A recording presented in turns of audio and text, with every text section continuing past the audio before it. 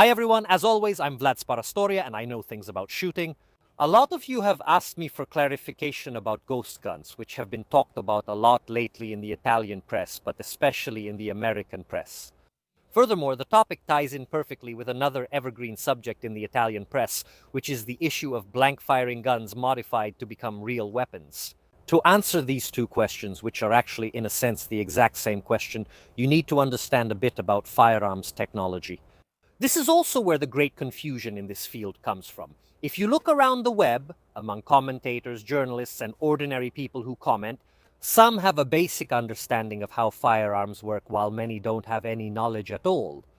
Very few actually have the necessary technical and legal knowledge, which is needed to properly distinguish between the different cases. Let's go in order. What are ghost guns? What are blank-firing guns? Ghost gun is a term coined by American journalists to define a series of firearms that are secretly built at home. The term has a very clear negative connotation, ghost meaning phantom, so not traceable, but there's something very important to say. In American law, as in the laws of many other countries, it is legally possible to build a firearm for yourself. Of course, this construction must meet certain requirements, especially legal ones. For example, it requires adding a serial number and the registration of this firearm. It's obvious that if you don't register it, how would the government know you made it? So I would only talk about ghost guns, homemade firearms that are not registered. Because, I repeat, there are many people who perfectly legally and following the necessary procedures build firearms at home. Now, I know that many people who are against firearms don't like this, but I'm not going to get into that debate. Being a gunsmith or making firearms can be a hobby like any other. Blank-firing guns, on the other hand, are a typically Italian device that lets you have something that goes bang and ejects a shell casing without it being a firearm. They also have to meet certain legal requirements in order to be classified as blank-firing guns, and even though they look like firearms, they definitely are not firearms. If you want to learn more about blank-firing guns, I recommend a live stream I did with a guy who has a channel dedicated to this topic, Anthony Moriel. I'll put the link to the live stream we did so you can also find his channel. The gist of this issue is very simple. There are some items or parts of items that you can buy perfectly legally without any license, while other parts are controlled by a law, legislation, or the state. For example, in Italy, it's possible to buy the grips of a weapon without any license. The grips are the part, made of rubber, plastic, or wood, that are placed on the handle of the weapon. They can have various shapes to better fit the shooter's hand, so grips are not, legally speaking, considered a regulated firearm part. Under Italian law, a regulated firearm part is the part necessary for an object to qualify as a firearm. You can't walk into a supermarket, for example, and buy a pistol barrel, obviously because a pistol barrel is a regulated firearm part.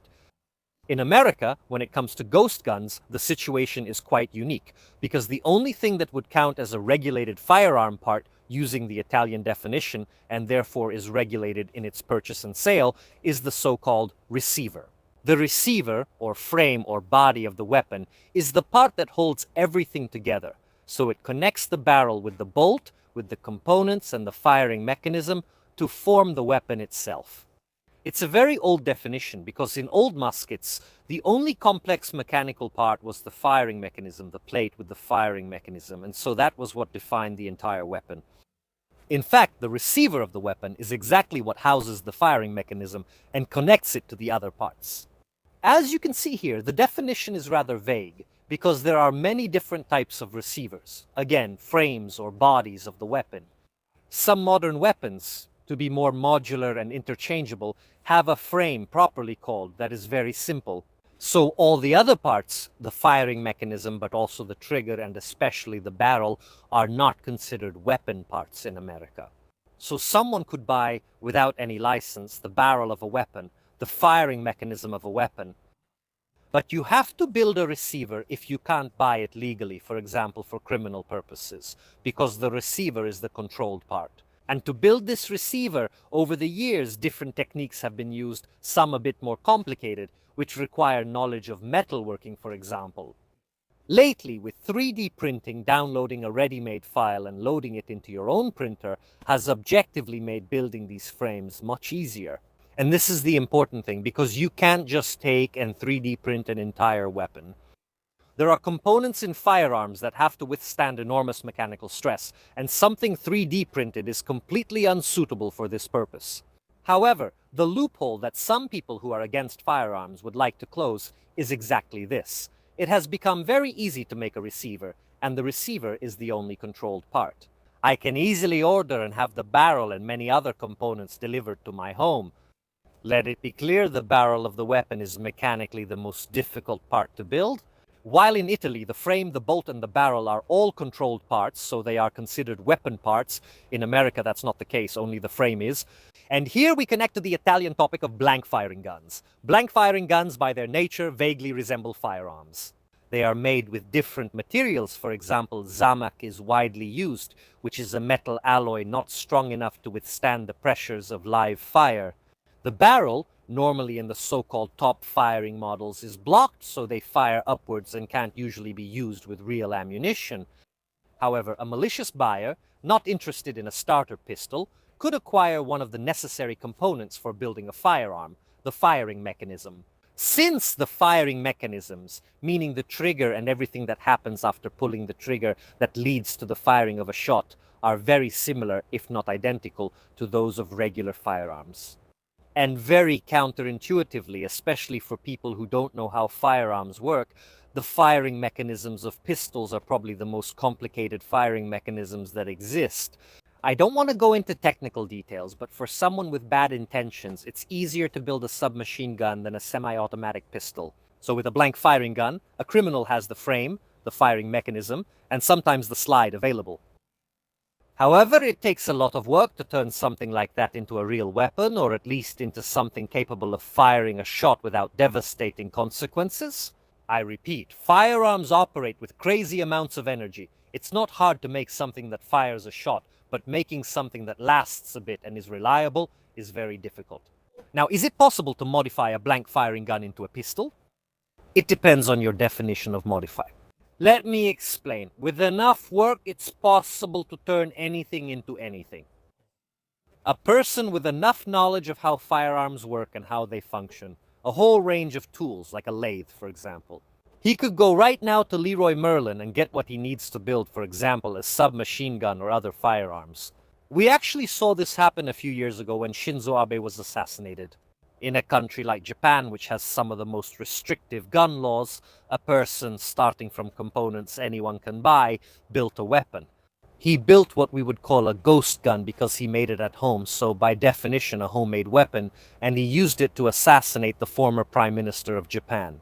In the same way, at the end of the 1990s, a certain P.A. Luthi, actually as a protest against the British government for its strict gun laws, wrote a book about how to, as a hobby, gather components and build a submachine gun.